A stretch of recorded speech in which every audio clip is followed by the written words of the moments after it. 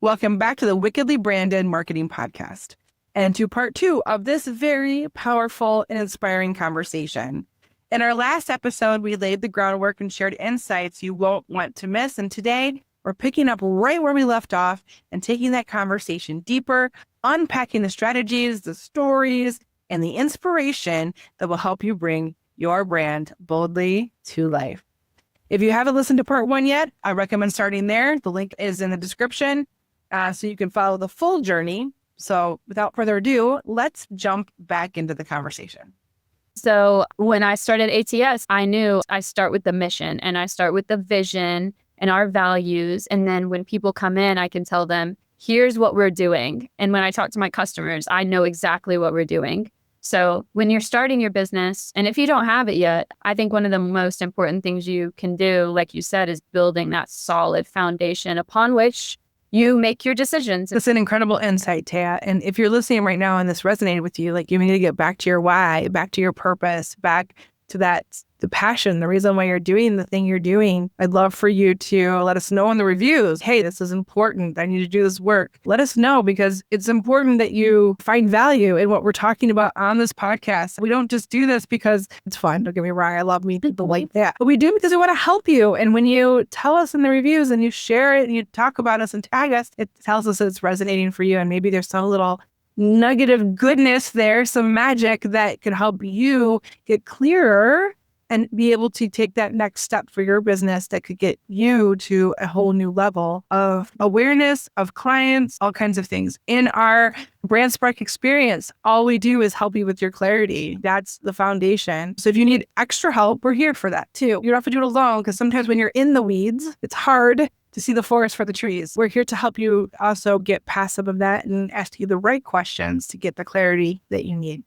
So based on that, what is one belief or pattern that you've had to release or let go of to be more clear and finally sit in your truth, your brand message? Is there any money mindset? Raising money, it felt weird asking people for money when I first started. I grew up, we didn't talk about money. We live in a culture where it's changing, but there was a time you don't ask people, what's your salary? And that is really important to ask your coworkers, if you have coworkers, what they're making, and then negotiate for what you're worth because those companies, they'll try to keep it from you. But asking for money was weird at first. The whole entrepreneurial journey has been a journey of self-discovery and self-acceptance and self-love and trusting myself. And one of the things that I'm practicing right now is to be more cognizant of the words that I say and the way that I talk, because it's easy. It was a pattern for me to say when something went wrong, something negative about myself. Oh, I always mess this up. Oh, I'm never good at this. But now I'm telling myself, oh, what a fun learning experience. I'm just changing the way that I say things out loud and the way that I think, and that is changing the way that I feel. Like you noticed earlier, I said the next person I will be hiring is this.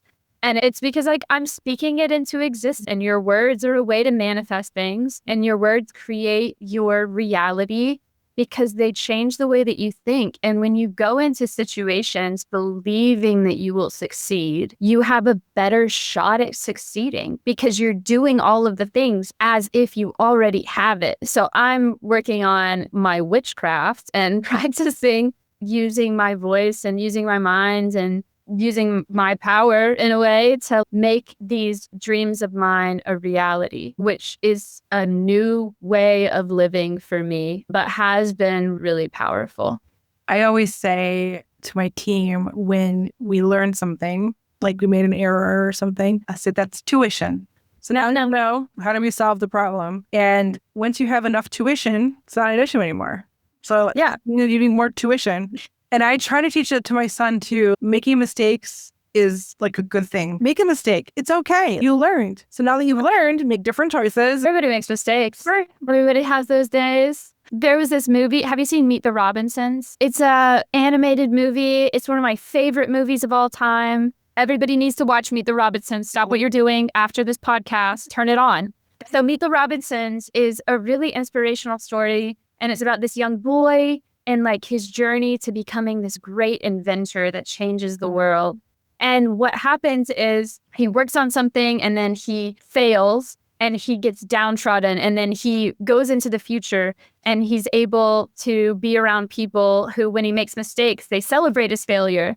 And then he sees like this beautiful world that can be created if you just keep moving forward. And like the whole thing is keep moving forward. So for years and years, I have this whiteboard, but it says keep moving forward in like the biggest words. And it reminds me failure is learning. It's tuition, as you say. And if you just keep moving forward, you're going to get where you're headed. Just take the next step. And I used the analogy of a car. When you are at night and you're driving to a destination, you have lights and you can see so far. You know where you're going and you trust that you're going to get there because you know what you're doing. But you might take a wrong turn, but you've got the lights right in front of you. Just keep your eye on what's right in front of you so you don't get in a car accident. Do those things and just know the direction you're going so that you at least get closer to where you're going. It's so important to take the next step. And that's all about trusting yourself too and that confidence thing right now. It might not be perfect, but it's the next step. And I do think that learning is an opportunity, right? And sometimes when we make a mistake, we can make it even better because we have an opportunity to spend the time to look at the system or process. So I tell my team all the time, okay, this is a learning opportunity. What can we do better? This is where the gold is. This is where you make it magical, is by giving it the attention and seeing where we can be better. So my next segment is my magical hat round. It was sparkly and purple and all the things. And in this particular round, it's like a rapid fire. There's a bunch of questions in the hats. And let's do it. What is one thing you believed about branding or marketing that has turned out to be complete BS? Girl, I didn't know anything about branding or marketing when I got started. I studied engineering. So I recently learned that you don't want to post too much on social media because then people get tired of seeing your stuff. You want to post less and more high quality. That's a great tip. Yeah. Love it. How do you want your customers to feel after working with you or using your products? I want them to feel confident. That's good. It's empowering to be able to move again. What is the area you had to learn the most? Finance, HR, leadership, operations, or marketing? Marketing, numbers. I got numbers. I got operations. It's marketing. You and I are right and left brain, like numbers. I like the story that it tells, but I don't want to get into those numbers. Yeah. I love being in Excel. I love a good Excel spreadsheet. Don't get me wrong, because that's a systems thing. If your business were an animal, which creature would it embody and why? I want to say polar bear because I just went to Canada and I think it's like a lion. It's like the fierce defender. It protects. Could it look like a polar bear and act like a lion, maybe? Polar bears are vicious. They're vicious, but they're cute from afar. Lions are also cute. Probably a lion. Let's go with lion. They're pretty majestic and amazing. Yes. What's the surprising way that your personal values show up in your business?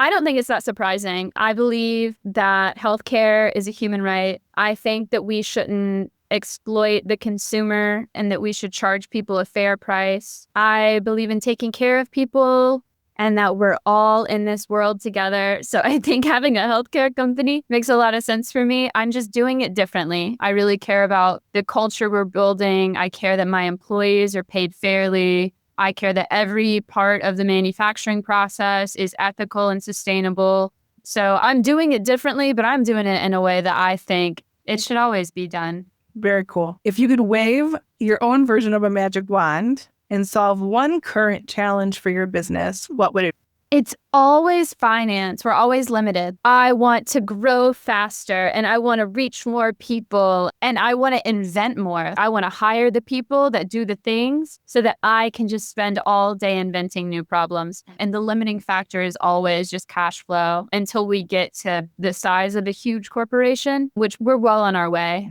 But yeah, I think that everybody can attest to that. Yeah, you're right. Have you ever thought about quitting and what pulled you back? I applied for some full-time roles when I had to move in with my parents. I applied for some part-time jobs. I applied for some full-time jobs. I knew that if I worked full-time somewhere, I would build ATS slower, but it got to the point where I needed money. And then there was also the time when I started the business and I, again, just took a full-time job instead of pursuing the business full-time because it's always access to capital. It's always finance. That's one of the great limiting factors. I think it needs to be easier to access finance we need to innovate. Think of how beautiful the world can be if all of our great ideas were easier to bring to life. I feel like it's harder for women too to get financing. Girl, 2% of venture capital funding goes to women. 2%. And you'll hear people say there just aren't enough women founders, and that is a lie. The truth is you need someone's trust for them to invest money in you. And people seem to trust people that, look and think and have had the same experiences in them. Historically, women have been left out of the workforce. Women until the 70s weren't able to own their own bank account or get their own business loan. So we have historically been excluded from these spaces. But we're making enough noise. Things are changing. Businesses led by women outperform businesses led by men financially. It's a fact. We make more money, we make it faster, and we do it more sustainably every single time. But right now, access to capital is absolutely limited. And I think part of the reason that it took me so long to raise money is because those investors, they just didn't relate to me. And I finally found people that were willing to bet on me. And it was mostly people that were local to Tennessee so they could relate to me that way. But most of my investors are men. And most of the people I pitched are men. And I think some of them just didn't take me seriously, which is... I love that so much. So I have a magic wand. This is my magic wand. And I'm going to wave it and we're going to go back in time. And I want to talk to Taya when she graduated from high school. And I want to give her a piece of advice that you wish she had now. That would have saved you some grief and time and maybe energy if she knew it earlier. I'd say leave that man. I'd say choose yourself, love yourself. You will make your dreams come true. Don't put all your energy in somebody else. Put your energy into yourself. Don't let other people dim your sparkle and your shine. Love yourself, trust yourself, do only things that feel good to you. And I've learned that now and I'm grateful for it. But 18-year-old Taya liked to put other people before herself. And she felt like that's what she was supposed to do. But that's not what you're supposed to do. You can't really be anything for anyone if you're not filled up yourself. Yes, fill your own cup and then you can start to pour into others. But you got to start by filling your own cup. Yeah, but society doesn't work that way, Taya. That's the unfortunate part. Women are put into this impossible balance thing where we're supposed to be balancing all the things and doing all the things. And I think that's shifting, which is good, but it's an impossible vision. And I joke all the time about I needed a wife when I started so that she could support me while I did my business. And so many men have wives supporting them to get there. But we haven't had that kind of support. We've had to be our own support. There are some, don't get me wrong, but there's always exceptions. But if I only had a wife, wow, how much further would I be? I was talking to a friend last night and they're like, what can I do to support you? You're doing a lot. What can I do? And I was like, you can come cook me dinner. The truth is, we are breaking free of that. We're breaking free. Women have more equality, at least in America, than we have. We're getting it rolled back. But right now, we're in a time where we're a little more free, at least with the bank account and the business loan side of it. And we're starting to talk to each other and feel more empowered and feel like I don't have to do it like this. And it is very difficult and it can feel impossible and overwhelming. But I promise you it's possible. But I do also think that we need more community. And a lot of it has happened in partnership, wherein one person works and the other person works at home because that's work. Cooking dinner, keeping things clean, doing the laundry, like taking care of everything, that's a job. But I think there is partnership and then there is also community wherein I'm trying to get my girlfriends together more often and have dinner parties and like all take care of each other. And I think when we get to where we have more community, we'll feel a lot more free and fulfilled as well. Yes, I think we need each other tribally, community-wise. Women have historically had a group of people that have helped them raise kids and do things and never really done it alone. And for whatever reason, the last couple of generations, we decided we wanted to do it alone or we needed to. I've really struggled with that because being an Army spouse, we move every 2 to 3 years. I don't have my friends and family and I have to make friends and family. And it's really hard to leave your children with strangers in this day and age. So you end up doing everything yourself because you don't trust anyone. And it's super hard. And you do that, and then your husband's deployed, and you really are doing it all by yourself because he's gone. And there's a lot of messy middle and all that has been very challenging. And I call it the should suitcase of society. Society says you should be able to handle it. You should be able to do it all. You should be able to have the balance. You should be able to be an amazing boss, but not be bossy. You should be able to own your sexuality, but not be a slut. You should be all these shoulds. Yeah. It's very hard to walk this line and not mess up in some way. And it's this constant voice of what we should be doing. And so I say, throw the shit suitcase to the side and look at what you feel, what you want to do, what brings you joy, and lean more fully into that, even if it goes against the Amen. I think we don't listen to those shoulds. I like to not listen to other people and just do what I like to do. And I have felt more fulfilled than ever. I don't listen to the judgmental, whatever, you should, you shall. No, girl, don't talk to me. Women have created a world of business that somehow has trickled to women. Women don't do business the same way as men. No. It's okay that we don't run a business the same way, that we don't start it the same way, it's okay. And I love that you gave some statistics about how women can run a business more profitably, faster, more sustainably. But I feel like men have, not on purpose. I love men. Don't get me wrong, men. I don't come for me, please. But I feel like we've lived in a society that has given us so much of what was done before. That's what we're supposed to do now, but we don't have to do it that way. And I tell my clients all the time, you can design the exact business that works for you and for your life. And it's not about hustle. It's not about balance. It's about what works for you. Might not work for me, but it works for you. You create it. You can be intentional about your time if you understand what works for you, and then build it around that. I remember a time where we had a foster child who we adopted, and I was home alone. My husband was at training for 6 weeks. I don't get maternity leave as a business owner. Like, that doesn't happen. Yeah. I'm a solopreneur. Like, haha, that's a good one. So I had him on my shoulder at 3 a.m. writing proposals. Like, you do what you need to do. And that was what I needed to do at the time. And there were many meetings where he was crying. I had to pick him up. He was in the meeting. I was still a very smart businesswoman, happened to have a baby on my shoulder. And so you can design, and my clients, the ones that I love, were part of that. And they never, ever once thought, oh, she's not a good business person or she's not a good marketer.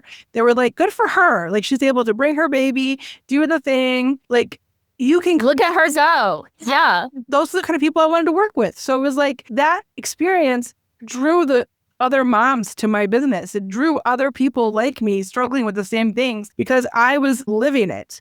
It's freeing and liberating when you can do the things that actually make you happy, what you need to do. There is no path that works for everybody. Everybody's path is different. And if you try to fit yourself into a box, you're going to cut off parts of yourself. And it's too small of a box. I don't want to be in the box. Box is the wrong shape and the wrong size. Yes. Probably isn't pink and doesn't have sparkles, and I want all the things. Yes. Okay. I'm going to wave the wand, and I'm going to talk to Taya. What would 18-year-old Taya think of Taya now? What would she say to you? She'd say, well, she'd be like, yes, finally. 18-year-old me would be very happy with me. She'd be very proud of me. She'd be like, you're still in Tennessee, but other than that, she'd be like, this is the greatest. Your life is amazing. I never saw where I was going. I always knew that I would find my way, but I felt very limited in saying, this is what I'm going to do, because I didn't know. I had never seen it done before. And I think I found it. Being a founder, being a healthcare founder, helping people. It's not like I invented this little cool gizmo. Like, I invented this cool medical device that's like changing people's lives and helping them. And yeah, other than still living in Tennessee, I love Tennessee, but I was born and raised here. I've been here my whole life. I thought I'd be somewhere else by now. And I will be eventually when the time is right. But I have invested into Tennessee, and Tennessee has invested into me. And I have great friends, and it's a good place for me to grow my business right now. She'd be really happy with me. She'd be really proud. She might be like, where is my boyfriend? Weren't we going to marry him? But she'd be happy to know that I have a cat. I love my cat. I always wanted a cat when I was younger, but I couldn't have one. And now I'm living my life. And I live alone, and I have this beautiful place that has so much random art on the walls, and I'm cooking delicious dinners, and I'm really enjoying my life. And I think she'd be proud of me. How does it make you feel to have her be proud of you? I don't want to cry, but she's been through a lot. And she will go through more. And I'm at a really good place right now. And I know I'm going to go through bad things again, but I'm going to overcome them. I do in some senses feel like I've made it because I've built a life that I am happy with, which is really nice because most of the time I'm like, oh, I have such a long ways to go. Because I've set these goals for myself that are like years in advance. And I'm like, oh, I can't wait till I get to that. But I'm already like thinking you've given me the opportunity to think, wow, I made it. 18-year-old Taya would say she's made it. We talk about this a lot in the podcast, that we're notorious for moving the goalposts on ourselves. Yeah. For successful, high-achieving women, we like, okay, did it next, and not taking the time. I ask a question in the magic hat that says, what is success to you and have you achieved it? And so many people are like, yeah, it takes them a second to actually acknowledge that they've achieved something. And they're all badass, wonderful women. You have built businesses and done these things. There should be no question. Yeah. But there is this side of us that's just never enough. We have to do more. And I'll tell you, as you grow your business, here's a bit of advice from a little bit of an older business person, is I'm at the point now where if I sell my business, who am I outside of my business? Oh, yeah. So you have to figure that out and be your own person. Yeah. Yeah, absolutely. Now you build this thing and it's amazing and it's just so awesome and it's so integrated into who you are. And now how do you let it go? And what does it look like for you letting it go? So as I scale, and if I sell it or if I give it to my family or if I whatever, then who am I in that? So I think I'm in a unique position where I've always wanted to sell it. I'm like, I'm building this to sell it. And at this point, I'm like, maybe I can't find somebody who's going to keep it affordable. And like, maybe I can't find somebody who's going to align with the mission and the vision and the values. I think I will, but I might have it longer than I plan to. But I've always wanted to sell it.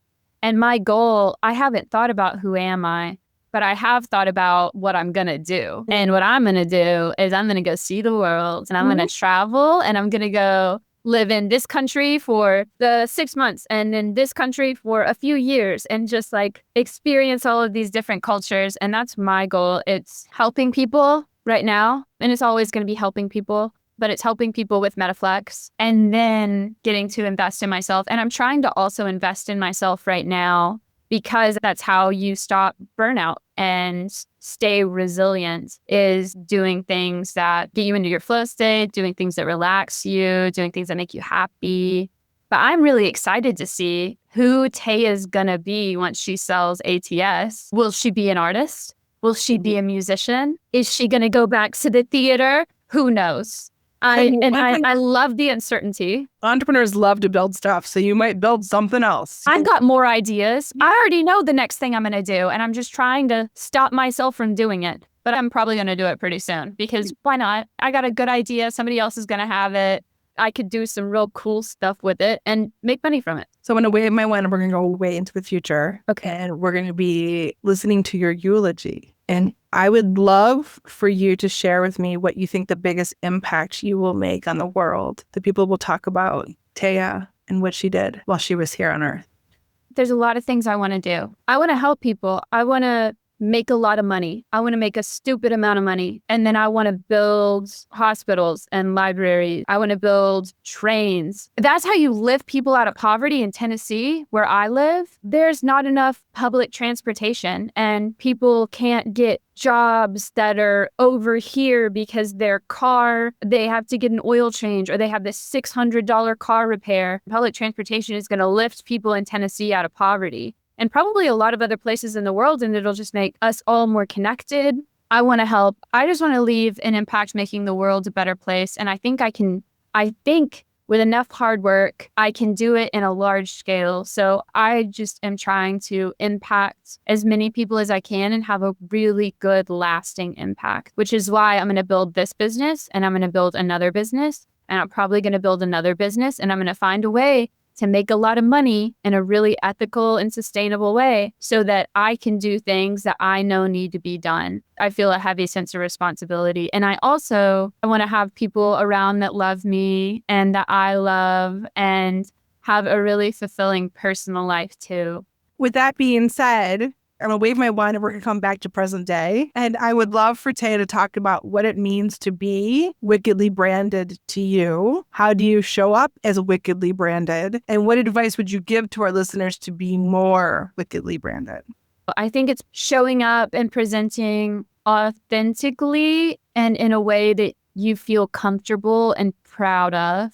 I recently brought on a brand manager. She's really smart and she's got a journalism background and she's a great storyteller and she does marketing and she has an eye for things. And so she's helping me accept all of these dreams that I have of myself of Taya's so cool and Taya's smart and Taya's kind and Taya's fashionable and Taya's stylish. And how do we confidently be that person? Because it's easy for me with my past to make myself small to fit into places and to make myself less to make other people comfortable. And I am practicing loving myself and showing up in a way that makes me feel good. It's learning for me right now. I'm practicing. I'm paying my tuition. What advice would you give to our listeners to be more wickedly branded, do you think? In my practice, I think you find when you feel your best. And that's can be hard to do, especially if you're a woman because your hormones and every 28 days, like every day you're feeling different. But what outfit did I really twirl around in? What was I wearing when I couldn't stop staring at myself in the mirror? That's the lipstick I need to wear when I do this thing. And it's choosing and allowing yourself to feel good. And when you feel good, you perform better and you can inspire people and pull people to you and you're more magnetic and you're just happier and living your life in a really happy way. So I'd say just pay attention to the way you feel when you dress this way or speak that way or are doing that activity and chase the things that make you feel good. Yeah, that's the clarity part. You're in the thing that makes you feel good. You are magic. You are magic. I love that so much. Taya, this was so good. Where can listeners connect with you and your work, learn more about all the inventions you have that are coming soon? And if I need it right now, where do I buy this glove? I've got all the answers. You can find me on LinkedIn, follow me. I'm also on Instagram. I finally made a public-facing Instagram where I can talk to everybody. So find me. It's taya.s.phillips. And then for Metaflex has an Instagram. It's Metaflex Glove on Instagram and Facebook and TikTok. If you want to buy gloves, it's metaflexglove.com. That's METAFLEX glove.com. Sign up for our email newsletter and you'll know when new products are launching. You'll get exclusive discounts and you'll stay up to date on all of the news. So definitely our email list is the place to be. We've got educational content that comes out there. We give discounts on the product and you're the first to know and be able to purchase any new thing that I launch. And we have a history of selling out. You really want to be one of the first to know. Good. This has been so fun, Taya. Thank you so much. Thank you. I've loved being here. This is so fun, Beverly. This has been an incredible conversation. And to my listeners, I really hope that this episode a little bit of a fire in you and gave you some new ideas and a way to be more mindful, to get in the flow, to give yourself more grace when you show up, to make mistakes. But most of all, I hope you are inspired to take some action, the next step, the next thing, because here's what I think is so important. You matter, your message matters, your work matters, and the world needs to hear what you have to say. Marketing isn't just about visibility. It's about the impact that you're making. And Taya's making some amazing impact in the world. It's about connecting with the right people that feels true to you. So for me, it was those mothers who understood the baby on my shoulder. So keep showing up, keep sharing your brilliance, and keep making magic in the world. And hey, if you ever feel stuck, know that you don't have to do this alone. We're here to help you turn your marketing and your brand from a spark into a wildfire. But until next time, dare to be wickedly branded. Wow, what an incredible conversation we just had. I hope that this episode lit a little bit of a fire under you to finally bring your brand to life in a way that feels true to you. Remember, clarity is the spark, but activation is that fire and flame that keeps your message and your visuals and your strategy aligned, and the confidence that follows. So does that lovely thing called momentum that you've been waiting for. So if today's episode, if you loved it, make sure you are subscribed to the Wickedly Branded Marketing Podcast so you never miss an insight or a conversation. Until next time, dare to be wickedly branded.